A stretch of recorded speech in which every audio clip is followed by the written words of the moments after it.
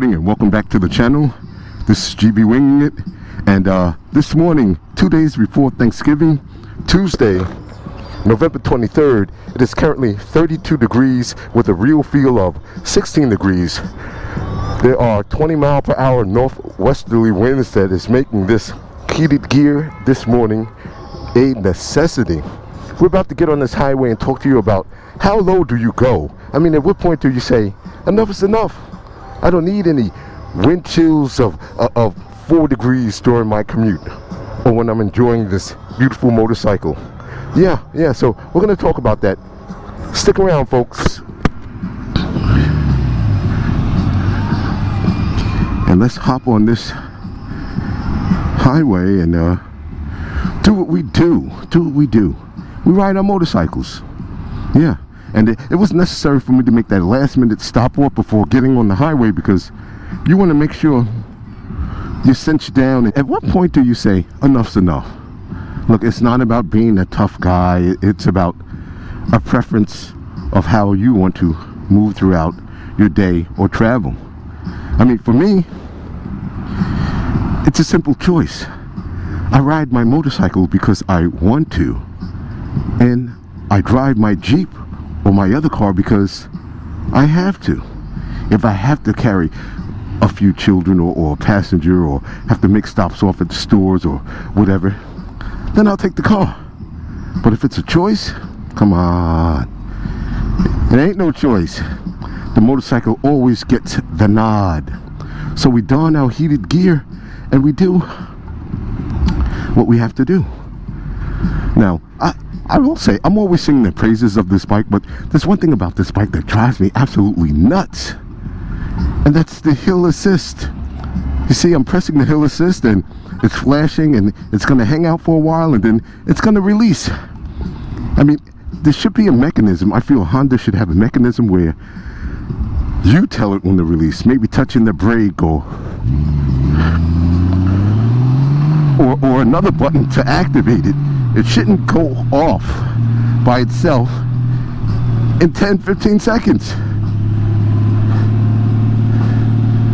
So that's my one gripe. I'm sure there are a few other smaller gripes.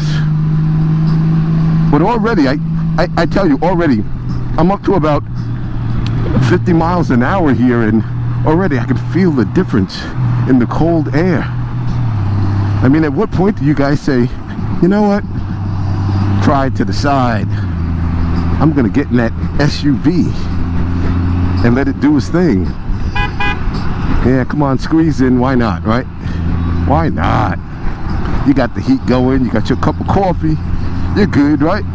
So guys, I hope you're setting yourselves up to have a wonderful Thanksgiving holiday with family, with friends, or by your lonesome. Hey, there's nothing wrong with that. Getting back to this, how cold do you go? Or at what point do you just say, enough's enough? Setting the stuff up in the morning is a pain. It is a real pain. I mean, you got your layers going, you got to snake your wires for your heated glove connection if you're using them. You got to snake the connection for the heated jacket under whatever layers that you're working with. It could be a real pain. And with jackets with small closings like this, where the gloves have to go under and not over, forget about it. I really do love my hot wire gloves, but it would be nice if the gauntlet was a little wider and I had the choice to put this glove over a jacket opening. But you know what? Like I always say, you take what you can get.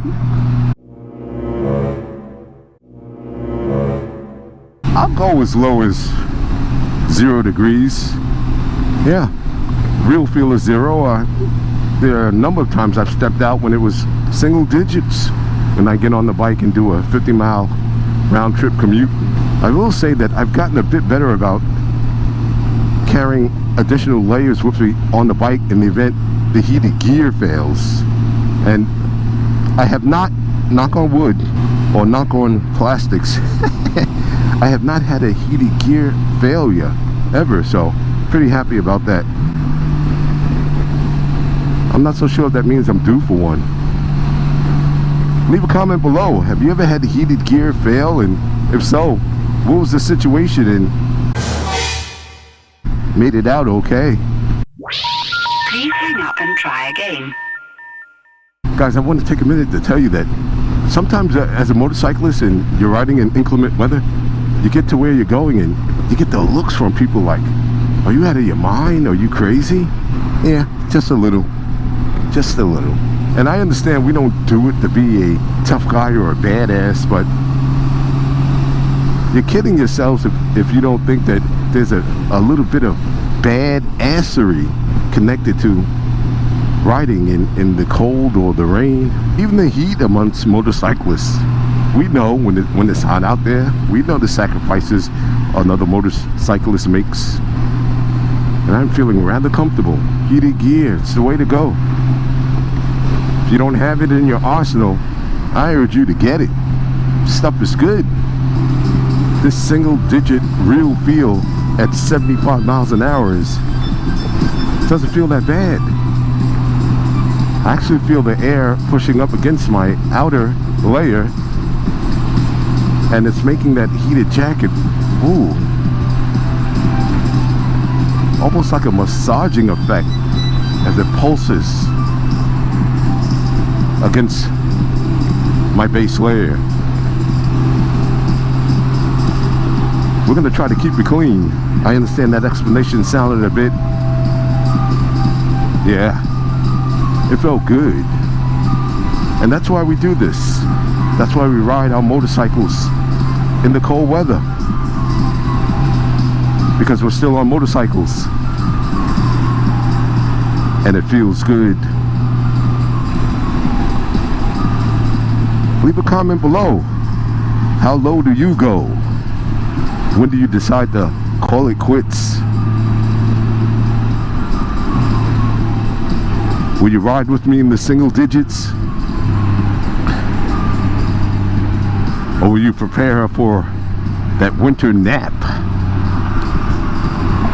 Wake those bikes up, guys. Plenty of riding to be done.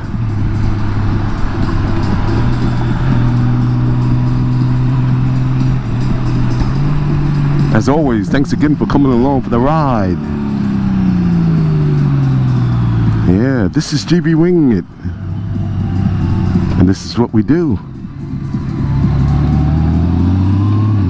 We ride our motorcycles.